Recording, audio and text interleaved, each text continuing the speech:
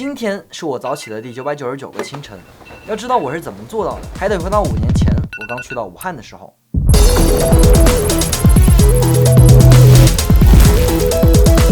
2017年，我14岁。初中毕业就辍学的我，选择了离开按部就班的体制，去到武汉学街舞。有独自一人去到陌生城市的经历的朋友，可能都知道，你刚去到陌生城市的那种恐惧与一丝丝好奇交织在一起，贼刺激。当时我的作息是稳定而规律的，稳定到每天能不上课就不上课，规律到凌晨2点准时睡，下午2点准时醒，醒来就去叫我隔壁寝室那个同样作息的学长带我去看看这座城市的繁华。就这样，我像逃离了猛虎嘴下的小兔子一样，沉浸在这种脱离了父母的自由当中。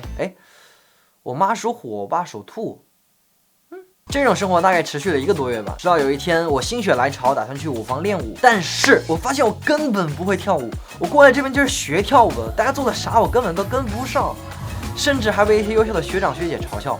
我感觉如果继续这样下去，我都对不起我爸努力打工为我挣的学费。我都能想象到5年后初中的同学聚会，我会如何成为同学们饭桌上的笑柄。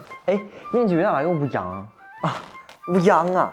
他不是小拇指跳街舞去了吗？就他俩还跳舞跳楼哦！我意识到了我懒惰的严重性，我下定决心给自己规定，每天早上6点就要起床去到舞房，悄悄地卷死所有人。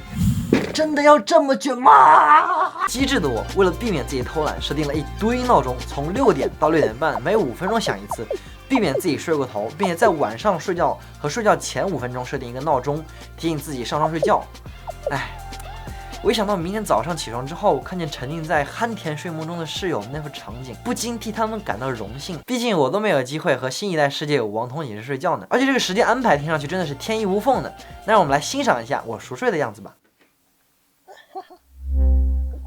现在是凌晨12点30分，我根本睡不着，再加上在被子里玩手机，浏览的内容让我大脑处于兴奋状态啊。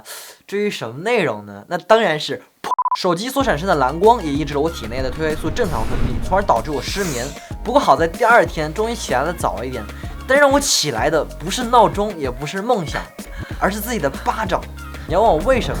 那就是5日3省吾身啊！不要扣我钱。我意识到，虽然我的计划制定的看上去非常合理，但它仍然存在一些漏洞。比如，我一直都是凌晨2点睡觉，我是没有办法突然提前4个小时睡觉的。根据斯坦福高效睡眠法这本书中所说，人是有睡眠禁区的，我们最多可以提前1个小时睡觉。比如你第2天要赶一趟很早的飞机，你今天早早的结束所有的工作，收拾好了全部行李，洗完澡很舒服躺在床上，却发现怎么也睡不着，这是真的很痛苦。除此之外，我在枕头边每5分钟响一次闹钟，实际上是没什么作用的，你会下意识的关掉它。当你醒了，甚至还会怀疑闹钟到底有没有响过，然后一看，你猜怎么着？它还真没响，因为手机压根儿就没充上电。为了解决这2个困扰我的问题，我设计了一个表格。首先是针对入睡时间，我设计了一个入睡时间调整记录栏，我会先写下今天期待的入睡时间，再在第2天早上醒来写上实际的入睡时间，这样子持续大概1周，我就能够调整到10点睡觉了。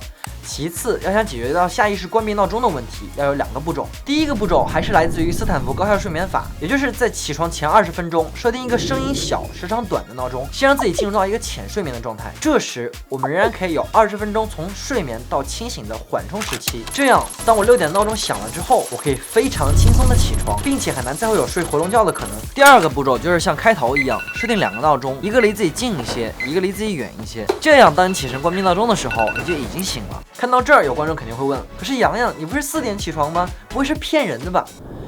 没错，我就是骗。其实我慢慢意识到，初中毕业就离开学校，一定会带来一些认知上的缺失，以及对于知识的匮乏。如果光早起去舞房练舞一整天，那在我接下来的人生当中，那我只能成为一个舞者，无法探索这个世界上更多有意思的事情。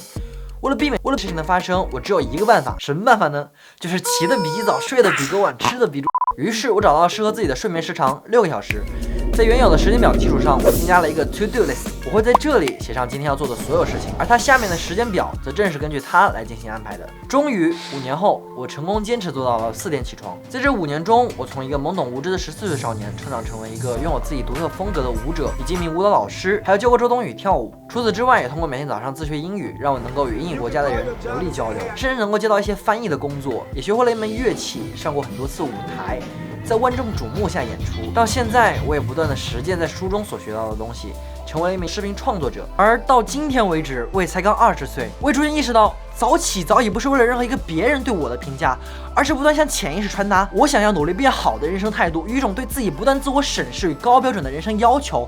在摆烂、躺平这些词流行的今天，本该努力突破自己的我们，似乎早已被这种字眼所同化，似乎它能够为我们的懒惰找到一个具有普遍性共识的合理借口。也许有些人会反驳，但你不能否认的是，看到自己成长时的那种喜悦。想要飞往远方的鸟儿会停歇片段后继续飞翔，而我希望自律将会是我们飞往那座山的翅膀。OK， 各位，以上就是本期视频的全部内容。如果你喜欢本期视频的话，不要忘记点赞、投币、收藏以及分享给更多有需要的朋友。也许你的一个转发就能改变一个人的生活习惯，这会对我频道的成长会有非常大的帮助。这也不是我一个人的频道，也是因为有了你的支持、建议和关注，才是我创作更多优质视频的最大动力。我是梁任务，我要一位00后回来接我的旅行博主。那么我们下期视频再见。I will not let you Super hot fire when I move, better feel that burn. Get up before the sun is up, baby, let's work.